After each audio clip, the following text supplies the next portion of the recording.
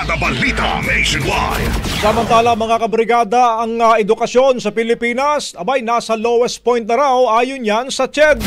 Brigada Sheila Matibag, ibrigada mo! Brigada Live Report. Nagbabala si Commission on Higher Education o CHED Chairperson Shirley Agrupis na bumaba na sa lowest point ang edukasyon sa bansa.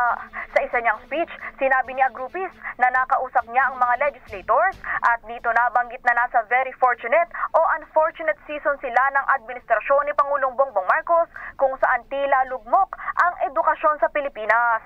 Ayon sa kanya, sumasalamin umano ito sa klase ng pamumuno. Dahil umano sa mahinang leadership, nagkakaroon ng hamon sa mga higher education institutions gaya ng pagdami ng enrollee sa ibang program at kakulangan naman ng enrollee sa iba o yung tinatawag na mass rooming. Maliban dyan, naririyan pa rin daw ang mismatch sa pagitan ng academic training at job requirements at tumataas din ang bilang ng unemployed na college graduates.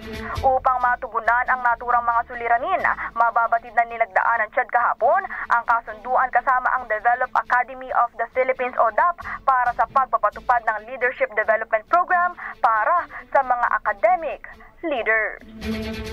In the heart of changing lives, ako si Brigada Sheila Matibag ng 15.1 Brigada News FM Manila, The Music and News Authority.